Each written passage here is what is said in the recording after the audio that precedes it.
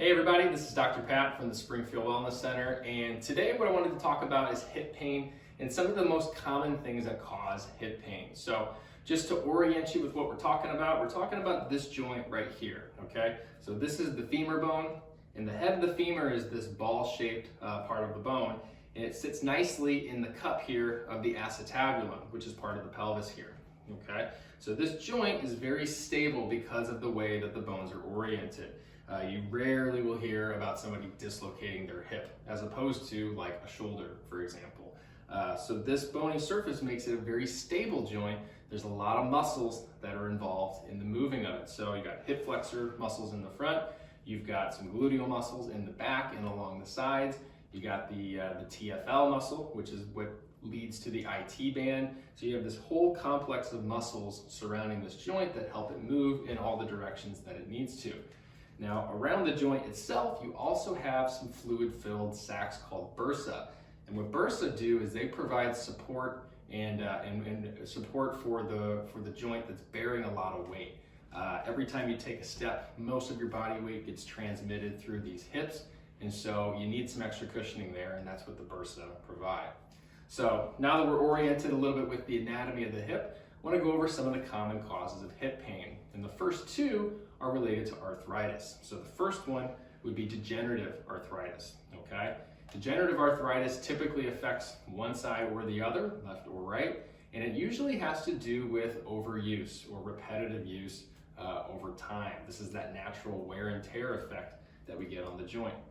Typically what you'll see is the joint space is decreasing, and what that does is causes less mobility, but also can increase pain as well. And so things like chiropractic, things like exercise, weight-bearing exercises are really important for helping to keep that hip as healthy as possible, because while it can't go backwards, you can't reduce or you can't erase arthritis, you can certainly slow its progression and even stop it in its tracks a little bit. Now, the second kind of arthritis is rheumatoid arthritis, which also commonly affects the hip. Rheumatoid arthritis is more systemic, so that means it goes throughout the whole body. Because you can see rheumatoid factor in your blood. And what rheumatoid arthritis does causes inflammation, a lot of discomfort in the joints, usually affects both sides because again, it is systemic, affecting the whole body.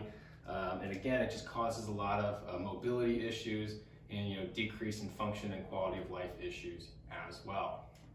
Now the third cause would be bursitis. Now we talked a little bit about the bursa, and when they get inflamed or they get irritated, it causes bursitis. Now that means that those fluid-filled sacs are now inflamed and causing lots of pain. So one of the things we do for this here in the office is deep tissue laser, which is really good at helping to clear out the inflammation, help those bursa heal appropriately, and get back to doing what they do best, which is providing support for that hip joint. The fourth one would be a muscle strain. So again, we talked about all the different muscles in and around this area, and if it's a hip flexor strain or a gluteal muscle strain or a piriformis strain, it's going to cause discomfort in and around that hip joint, especially with movement, because when muscles move, that's when they can get irritated in that state. And so it's really important if that happens to get the appropriate care, whether it's massage therapy, whether it's scraping, whether it's ART. Any of those types of muscle therapies can do a lot to really help those muscles heal properly. The last one would be IT band syndrome. So TFL muscle, which stands for tensor fasciae lata, it's a muscle here on the outside of the hip, gives rise to the longest tendon in the body called the iliotibial band, aka the IT band. That goes from the hip all the way down to the outside of the knee. That's where it attaches. So this tendon can get very tight and cause hip pain, outside of the thigh pain, sometimes even knee pain as well. So for that, it's really important to have those muscles worked on, whether at home by yourself with like a foam roller, or things like massage therapy are also really, really good for helping to alleviate that IT band stress there. So I hope this video was useful. We went over 5 of the key or 5 of the common causes of hip pain. If you're experiencing any of these and looking for a different way to go about treating it, the Springfield Wellness Center has a wealth of services here that can help you feel the way that you want to feel. So thanks for watching, and we'll see you on the next one.